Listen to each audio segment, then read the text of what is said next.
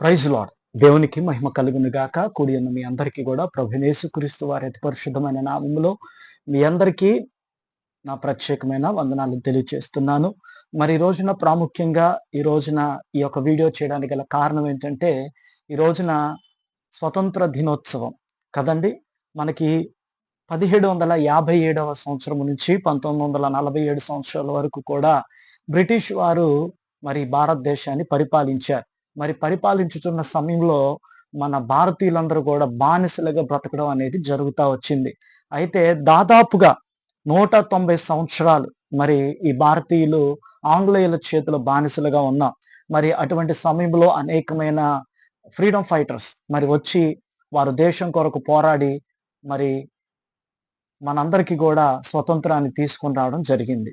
అలానే 190 సంవత్సరాలు బానిస బ్రతుకులో ఉన్న మనము మరి విడుదల పొంది, స్వేచ్ఛను పొంది మరి స్వతంత్రముగా దేవుడు మనకు అనుగ్రహించాడు. కాబట్టి ఈ భారతదేశానికి స్వతంత్రం అనుగ్రహించిన దేవునికి నేను ప్రభుని ఎంతగానో స్తుతులు, స్తోత్రాలు చెల్లించుకుంటున్నాను.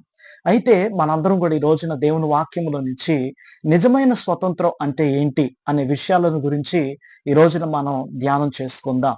చూడండి, నిజమైన స్వతంత్రం అంటే ఏంట అనే దాని గురించి కొన్ని విషయాలను నేను చెప్తాను. జాగ్రత్తగా మీరందరూ కూడా వినవలసిందిగా ప్రభు పేరట మనవి చేస్తున్నాను. అయితే చూడండి ప్రియ దేవుని బిడ్డలారా, దేవుని వాక్యముల నుంచి యోహాను రాసిన పత్రిక 8వ అధ్యాయము 36వ వచనములో ఈ విధంగా రాయబడుతూ ఉంది.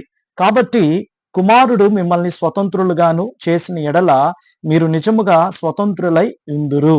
కాబట్టి ప్రియ దేవుని బిడ్డలారా, దేశానికి స్వతంత్రం మరి మనకు వచ్చింది. అందును బట్టి దేవునికి మహిమ కలుగును గాక. మరి దేశానికి స్వతంత్రం కలిగింది. కానీ మానవ జీవితానికి నిజమైన స్వతంత్రం దొరుకుతుందా? మరి నిజమైన స్వతంత్రం మానవుడు దొరికించుకున్నాడా? మరి పొందుకున్నాడా? నిజమైన స్వతంత్రాన్ని మానవుడు పొందుకున్నాడా? అనే అంశాల మీద గనక మనం ధ్యానం చేసుకుంటున్నట్లయితే, మరి మానవునికి నిజమైన స్వతంత్రం అనేది మరి ఇంకా కూడా భయము, ఆందోళన, ద్వేషాలు మరి అనేక రకములైన లోక సంబంధమైన విషయాల ద్వారా మానవుడు స్వేచ్ఛగా బ్రతుకుతున్నాడు అనుకుంటున్నారు గాని మరి స్వేచ్ఛగా బ్రతకడం లేదండి. అయితే కొన్ని విషయాలను మనం అందరం కూడా దేవుని లేఖనం నుంచి చూస్తున్నట్లయితే, మొట్టమొదటి అంశాన్ని నేను చెప్తున్నాను, జాగ్రత్తగా వినండి. నిజమైన స్వతంత్రం అంటే పాపము నుండి విముక్తి, విడుదల.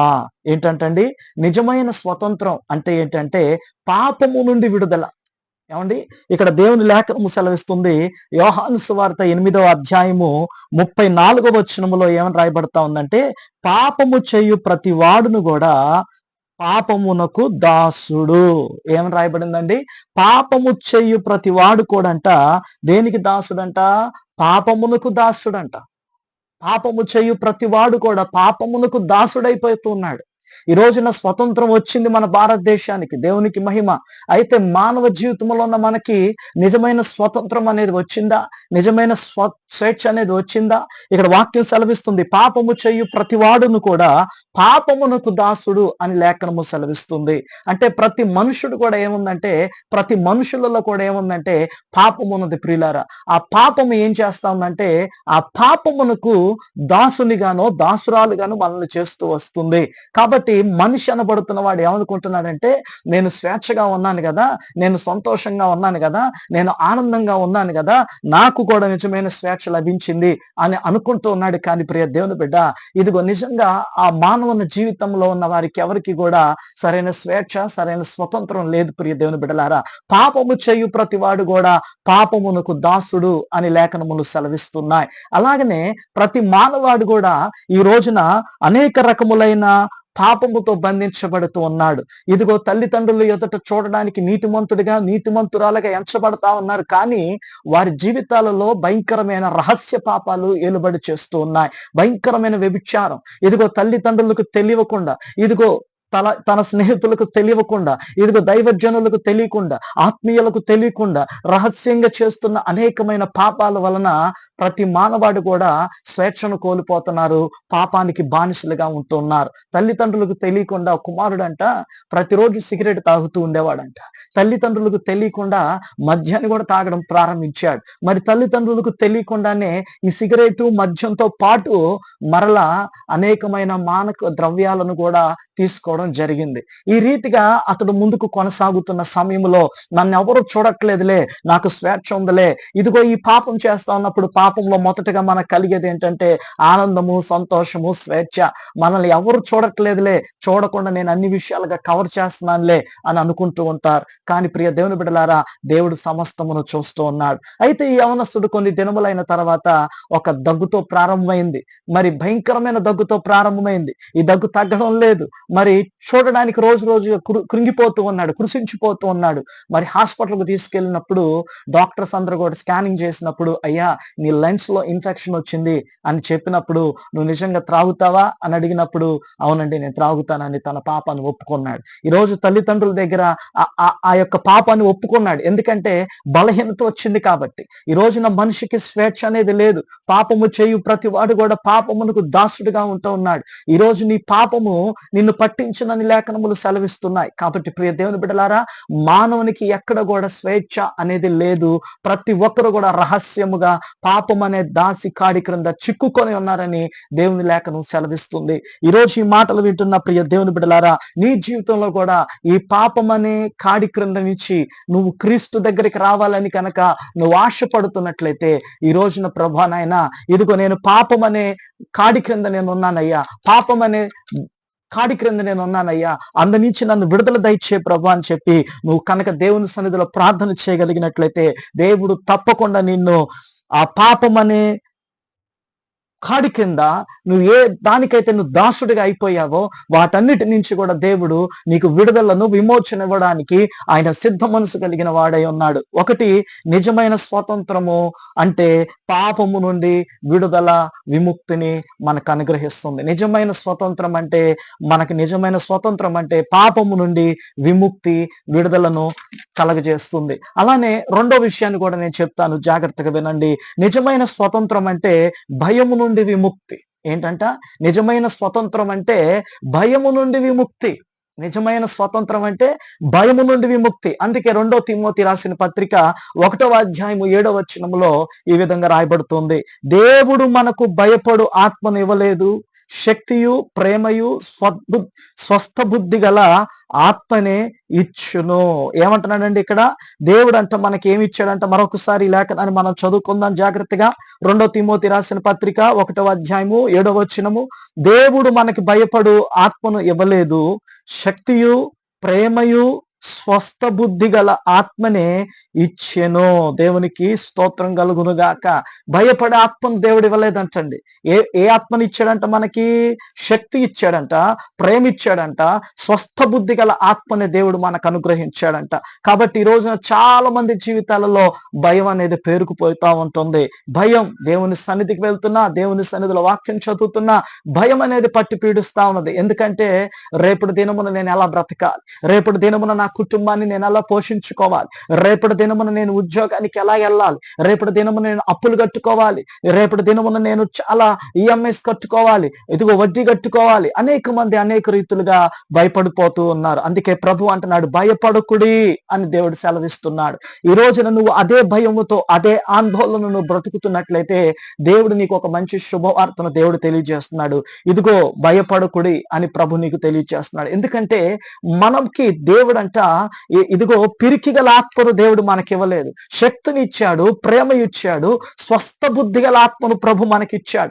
కాబట్టి ఈ ఆత్మను కలిగి ఉన్న మనము మన జీవితాలలో ఎటు కూడా ఏ విషయంలో కూడా కృంగిపోవాల్సిన అవసరం లేదు. ప్రియ దేవుని బిడ్డలారా, నిజమైన స్వతంత్రం అంటే ఏంటో తెలుసా?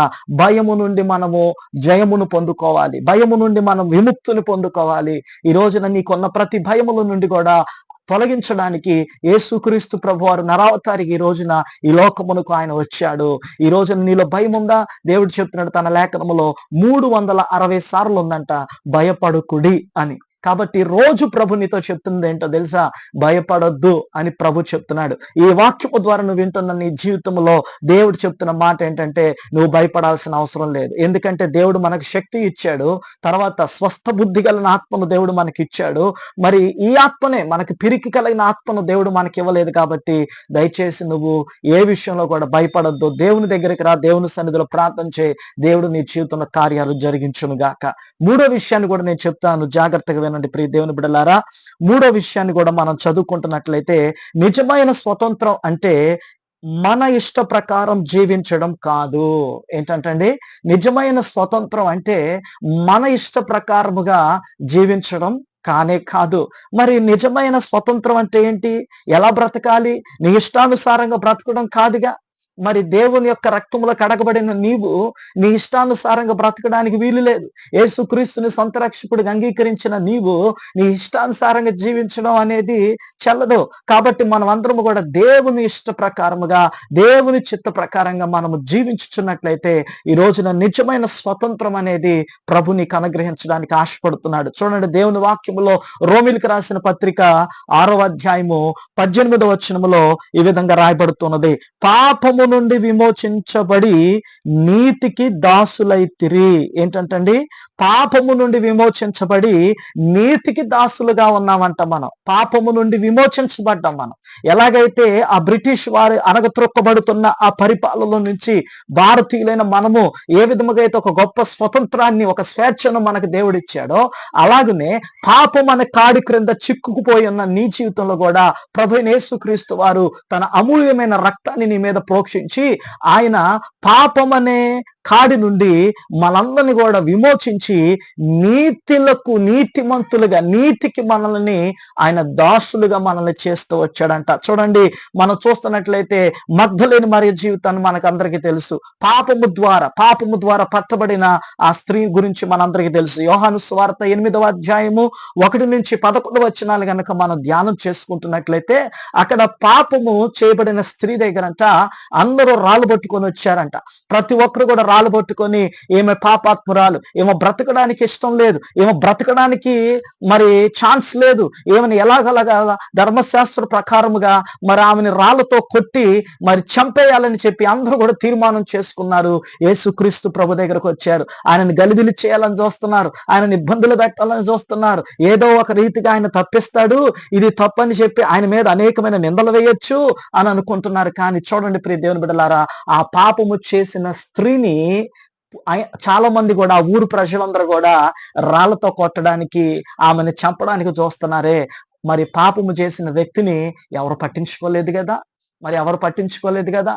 మరి తనతో ఉన్న తోబుట్టువులు ఆమెను విడిచిపెట్టారేమో, తన తల్లిదండ్రులు ఆమెను విడిచిపెట్టారేమో, రక్త సంబంధికులు, స్నేహితులు అయిన వారందరూ కూడా ఆమెను విడిచిపెట్టి ఆమెను ఎలాగైనా గాయపరచాలి, మరణించాలని చెప్పి ఆమెను చంపాలన్న ఒక ఉద్దేశంతో కంకణం కట్టుకున్నారేమో. ఆమె ఎక్కడ కూడా దిక్కుతాలని స్థితిలో, ఎవరు సహాయం చేయలేని నిరుత్సాహ స్థితిలో ప్రియ దేవుని బిడ్డలారా యేసయ్య దగ్గరికి చేరుకున్నది. యేసయ్య నన్ను విడుదలిస్తాడు, యేసయ్య నాకు విముక్తినిస్తాడు, యేసయ్య నాకు స్వేచ్ఛనిస్తాడు, ఈ రోజు నీ బానిస బ్రతుకు నుంచి దేవుడు తప్పకుండా నాకు విడుదలను దయచేస్తాడని ఆమె ఎవరి దగ్గరకు వచ్చిందో తెలుసా? నజరేయుడైన యేసు క్రీస్తు ప్రభు దగ్గరకు వచ్చింది. దేవునికి మహిమ కలుగును గాక.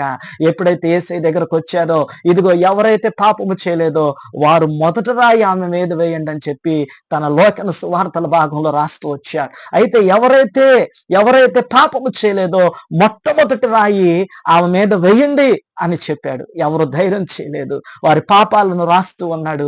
అందరూ కూడా భయపడిపోయి అక్కడి నుంచి వెళ్ళిపోయారు. ప్రభు అంటున్నాడు, అమ్మా నువ్వు ఇంక ఎన్నటికీ కూడా పాపము చేయొద్దు.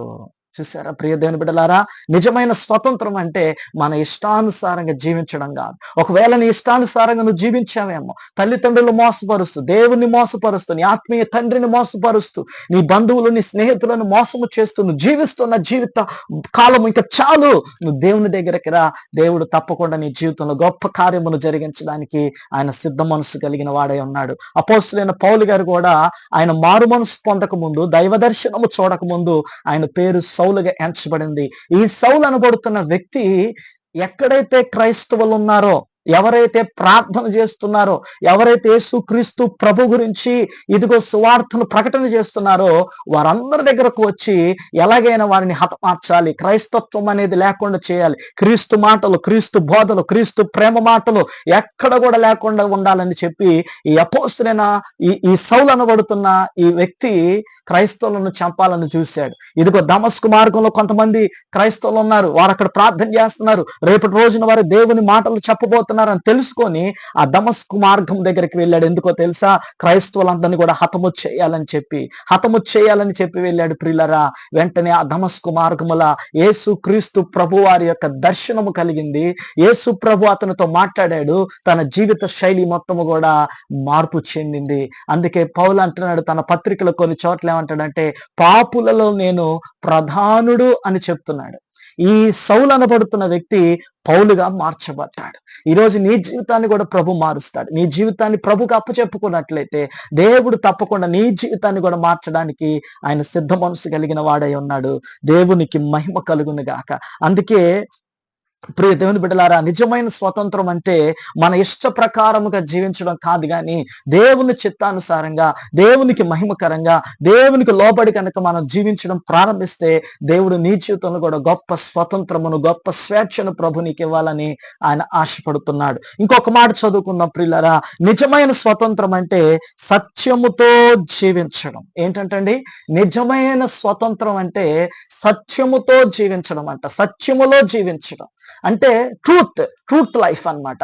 ఈ రోజున మనందరము కూడా ఒక సత్యమైన మార్గములో జీవించాలని ప్రభు కోరుకుంటున్నాడు. చాలా మంది భక్తులు కొంతమంది సత్యమైన మార్గంలో నడవాలని, సత్యమైన మార్గంలో జీవించాలని చెప్పి చాలాసార్లు వారందరూ కూడా ఎంతగానో ప్రయత్నించారు, కానీ వారు చదువుతున్న వారి గ్రంథాలు, వారి పుస్తకాలు సత్యమైన మార్గంలో నడిపించలేకపోయినాయి. అందుకే ఆర్ఆర్ మూర్తి గారు అనే ఒక గొప్ప దైవజనుడు బైబిల్ అంట తప్పులు పట్టడానికి బైబిల్ చదివాడంట. కానీ ఆ పరిశుద్ధాత్మ దేవుడు ఏం చేశాడంటే ఆయనలో ఉన్న తప్పులను వెతకడం ప్రారంభించాడంట.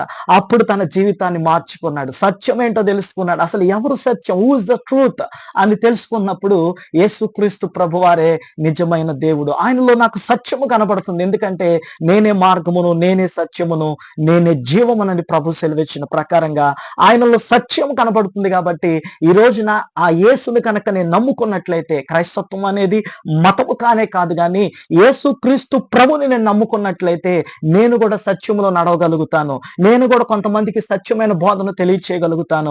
నేను కూడా కొంతమందికి సత్యాన్ని తెలియచేయగలుగుతానని చెప్పి ఆర్ఆర్కే మూర్తి గారు మరి సత్యమైన దేవుని తెలుసుకొని సత్యమైన మార్గంలో జీవించాడు. ఈ రోజున బైబిల్ గ్రంథంలో అనేక మంది కూడా సత్యమైన మార్గాన్ని ఎంచుకున్నప్పుడు ప్రియ దేవుని బిడ్డలారా, దేవుడు వారిని ఉన్నతమైన స్థితిలో ఉంచాడు. ఈ రోజున నిజమైన స్వతంత్రం అంటే సత్యములో జీవించుట. ఈ రోజు నువ్వు సత్యంలో జీవిస్తున్నావా? సత్యమైన మార్గంలో నువ్వు జీవిస్తున్నావా? నీ మాటలు కానీ, నీ ప్రవర్తన కానీ, నీ చూపు కానీ అంతా కూడా పర్ఫెక్ట్ గా సత్యంగా నువ్వు ఉందా లేదా? అయితే ఈ రోజు యేసుక్రీస్తు ప్రభు దగ్గరికి రా. ఆయన దగ్గర నువ్వు వేడుకో, ప్రభా నీలో సత్యం ఉన్నదని నీ లేఖనములు సెలవిస్తున్నాయి కదా, కాబట్టి నేను కూడా నాలో కూడా సత్యం ఉండాలి ప్రభా అని నువ్వు ప్రభుని ప్రార్థన చేయగలిగితే దేవుడు తప్పకుండా నిన్ను సత్యమైన మార్గంలో తెలియజేస్తాడు. యోహాను సువార్త 8వ అధ్యాయము 32వ వచనములో ఏమని రాయబడిందంటే, అప్పుడు సత్యము మిమ్ములను స్వతంత్రులుగా చేయనని చెప్పుచున్నాను. ఏంటంటే సత్యం అంట మనల్ని ఏం చేస్తుందంట? స్వతంత్రులుగా చేస్తా ఉందంట. ఈ రోజున నువ్వు ఆ సత్యాన్ని నమ్ముకున్నట్లయితే ఆ సత్యము నిన్ను స్వతంత్రునిగా చేస్తుంది. నీ జీవితంలో అనేకమైన ఆశీర్వాదాలను పొందుకోగలుగుతావు. దేవునికి మహిమ కలుగును గాక. ఇంకొక మాట, 5వ మాట చెప్పి నేను ముగించేస్తున్నాను. నిజమైన స్వతంత్రం అంటే ఏంటో కొన్ని విషయాలు మనం నేర్చుకుంటూ వచ్చాం. 5వ విషయాన్ని కూడా నేను చెప్తున్నాను, జాగ్రత్తగా వినండి. నిజమైన స్వతంత్రం అంటే క్రీస్తులో నిలిచి ఉండటం. ఏంటంటే నిజమైన క్రైస్తత్వం అంటే క్రీస్తులో నిలిచి ఉండడం అంట. ఎవరిలో నిలిచి ఉండడం? క్రీస్తులో నిలిచి ఉండటం. ఈ రోజున మనం దేనిలో నిలిచి ఉన్నాం? ఈ రోజున దేనిలో మనం నిలిచి ఉన్నాం? ఈ రోజున లోక తలంపులు, లోక ఆలోచన, లోక ఆశలు, జీవపడంబం అనేకమైన రీతులలో మానవాడు నిలిచి ఉన్నాడు. కాబట్టి ఇది సరైన మార్గం కాదు ప్రియులారా. నిజమైన స్వతంత్రం అంటే ఏంటంటే క్రీస్తులో నిలిచి ఉండడం. నువ్వు ఎప్పుడైతే క్రీస్తులో నిలిచి ఉంటావో అప్పుడు నీ జీవితంలో ఒక పరమార్థం అనేది ఉంటుంది. నువ్వు ఎప్పుడైతే క్రీస్తులో నిలిచి ఉంటావో నీ జీవితంలో దేవుడు ఒక స్వతంత్రాన్ని ఇస్తాడు, ఒక స్వేచ్ఛను దేవుడు నీకు ఇస్తాడు. అనుకోవచ్చు, అయ్యా నేను ప్రతి ఆదివారం కూడా నేను ప్రతిరోజు ప్రార్థన చేసుకుంటున్నానండి, ప్రతిరోజు ప్రార్థనకి వెళ్తున్నానండి. నువ్వు ఎంత ప్రార్థనకి వెళ్ళినా, నువ్వు ఎంత ప్రార్థన చేసుకుంటున్నా కానీ ప్రియ దేవుని బిడ్డలా క్రీస్తులో నువ్వు నిలబడగలగాలి. అందుకే దేవుని వాక్యం ఏముందంటే గలతీయులకు రాసిన పత్రిక 5వ అధ్యాయము 1వ వచనంలో ఈ విధంగా రాయబడింది, ఈ స్వతంత్రము అనుగ్రహించి క్రీస్తు మనలను స్వతంత్రులుగా చేసి ఉన్నాడు. కాబట్టి మీరు స్థిరముగా నిలిచి మరల దాస్యమను కాడి క్రింద చిక్కుకొనకుడి. ఎక్కడ చిక్కుకోకూడదంటండి? మనం దాస్యం అనే కాడి క్రింద చిక్కుకోకూడదు. అంటే దేని కింద చిక్కుకోకూడదంటే పాపం అనే కాడి క్రింద మనం చిక్కుకోకూడదు. పాపం అనే కాడి క్రింద మనము చిక్కుకోకూడదు. దేవుడు మన స్వతంత్రులుగా చేశాడంట. కాబట్టి దయచేసి మరలా ఆ పాపములోనికి మీరు వెళ్ళొద్దు. మీరు రక్షణ పొందారు, మారు మనసు పొందారు, దేవుని రక్తంలో కడగబడ్డారు, ప్రతిరోజు ప్రార్థన చేసుకున్నారు, దేవుని వాక్యం వింటున్నారు, దేవుని వాక్యం అనుసారంగా జీవిస్తున్నారు, ప్రతిరోజు మందిరానికి వెళ్తున్నారు, దశమ భాగాలు చేస్తున్నారు. చాలా మంచిది, దేవునికి స్తోత్రం కలుగును గాక. అయితే ప్రభు అంటున్నాడు యోహాను సువార్త 5:15 అధ్యాయంలో ఏమంటాడంటే, ఎవరైతే నా యందు నిలిచి ఉంటారో నేను వాని యందు నిలిచి ఉంటాను అంటున్నాడు. నువ్వు దేవుని యందు నిలిచి ఉన్నట్లయితే ఆయన నీ యందు నిలిచి ఉంటాడు. అప్పుడు మీరు బహుగా ఫలించే వ్యక్తులుగా మీరు ఉంటారు. బహుగా ఫలించి అభివృద్ధి పొందే కృపలో దేవుడు మిమ్మల్ని తీసుకువెళ్తాడు. కాబట్టి ఈ రోజున నిజమైన స్వతంత్రం అంటే క్రీస్తులో నిలిచి ఉండుట. నిజమైన స్వతంత్రం అంటే క్రీస్తులో నిలిచి ఉండుట. కాబట్టి ఈ మాటలు గనక నీకు దీవెనకరంగా ఆశీర్వాదకరంగా ఉన్నట్లయితే, దేవుడు కనుక నీతో మాట్లాడుతున్నట్లయితే, ఈ రోజు యేసుక్రీస్తు ప్రభుని సొంత రక్షకునిగా అంగీకరించు. దేవుడు తన మాటలతో మాట్లాడుతున్నాడు. చూడండి, 1వ మాటగా దేవుడు ఏమని మాట్లాడాడంటే, మనం ఇందాక నేర్చుకున్నాం, పాపము మనమందరము కూడా నిజమైన స్వతంత్రం అంటే పాపము నుండి విముక్తి, విడుదల అనే విషయాన్ని మనం నేర్చుకున్నాం. రెండోది నిజమైన స్వతంత్రం అంటే భయము నుండి విముక్తి అని మనం నేర్చుకున్నాం. మూడోదిగా మనం చూసినట్లయితే నిజమైన స్వతంత్రం అంటే మన ఇష్ట ప్రకారముగా జీవించడం కాదు అని మనం నేర్చుకున్నాం.